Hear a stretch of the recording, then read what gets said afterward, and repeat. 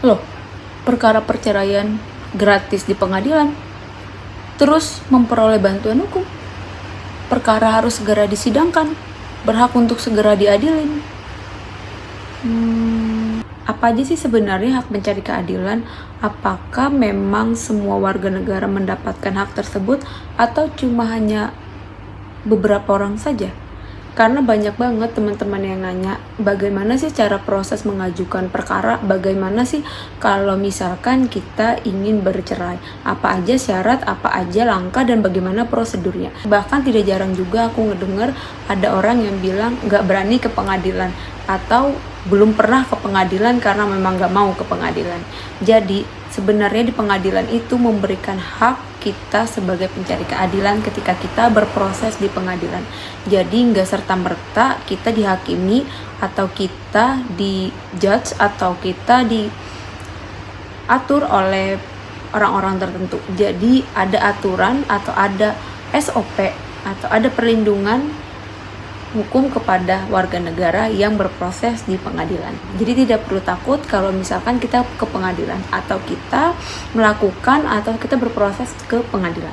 Selain itu banyak juga yang nanya apa aja sih hak yang kita dapatkan ketika kita bersidang di pengadilan. Sini.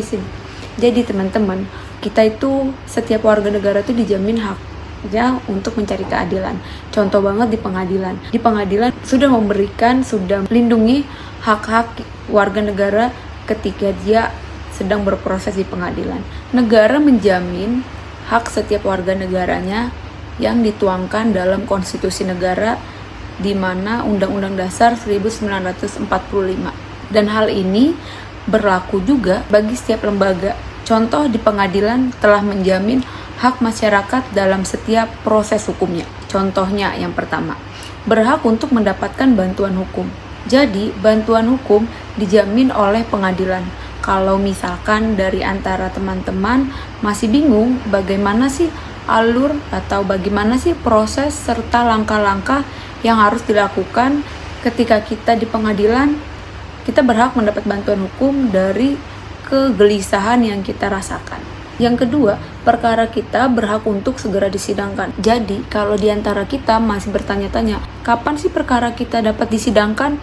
Contoh, kita ingin mengajukan gugatan perceraian. Kita berhak untuk mendapatkan informasi terkait dengan perkara kita. Dan juga perkara kita berhak untuk segera disidangkan. Lalu yang ketiga, walaupun posisi sebagai terlapor atau terdakwa, mereka tetap mendapatkan haknya untuk mengetahui hal apa saja yang disangkakannya kepada mereka pada saat awal pemeriksaan. Jadi terlapor atau terdakwa tetap mendapatkan haknya untuk tidak diperlakukan semena-mena, karena hal ini berkaitan dengan asas praduga tidak bersalah. Jadi setiap warga negara memiliki hak untuk mendapatkan perlindungan walaupun posisinya sebagai terdakwa atau terlapor. Yang keempat, selain itu juga ada hak untuk memilih penasehat hukumnya sendiri tanpa harus campur tangan dari siapapun. Jadi kita atau terdakwa terlapor dapat memilih kuasa hukumnya sendiri tanpa harus ada paksaan atau campur tangan orang lain. Lalu yang kelima, selama proses hukum menggunakan bahasa yang dimengerti. Jadi tidak dilaksanakan dengan bahasa yang digunakan oleh pihak pemeriksa saja, melainkan harus mengikuti bahasa yang dimengerti oleh terlapor atau terpidana. Lalu yang keenam, berhak juga mendapatkan kunjungan, baik itu dari keluarga ataupun dari penasehat hukumnya. Lalu yang ketujuh, warga negara juga berhak dijamin untuk menolak atau menerima putusan hakim kepada kita. Dengan syarat kita harus bisa membuktikan putusan tersebut tidak benar atau salah dengan mengajukan upaya hukum selanjutnya kalau misalkan kita tidak menerima putusan hakim kepada kita.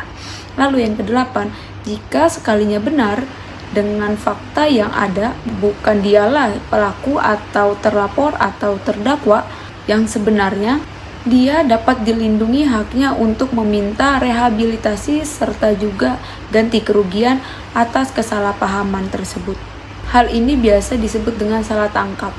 Bukan hanya itu saja, dia juga berhak untuk mendapatkan rehabilitasi atas perilaku yang dia terima untuk memulihkan kembali nama baiknya. Bukan hanya itu saja loh, sekalinya ada lagi hak dasar melindungi pencari keadilan. Contoh, mengajukan upaya hukum, verzet, banding, kasasi, dan juga peninjauan kembali. Di mana hal ini kita diberikan kesempatan untuk membuktikan bahwa bukan kitalah yang melakukan perbuatan hukum sebagaimana yang disangkakan. Hal ini diatur dalam pasal 76 KHI, di mana hak yang aku sebutin tadi itu aku dapatkan di website resmi Pengadilan Agama. Jadi kalau misalkan kalian ingin membaca lebih dalam lagi dan ingin mengetahui lebih dalam lagi terkait dengan hak keadilan apa saja yang didapatkan oleh warga negara ketika berproses di pengadilan atau berproses hukum, kalian bisa kunjungi dan kalian bisa baca di website resmi Pengadilan Agama. Di situ sudah menjelaskan hak apa saja yang kita dapatkan sebagai warga negara ketika berproses hukum di pengadilan.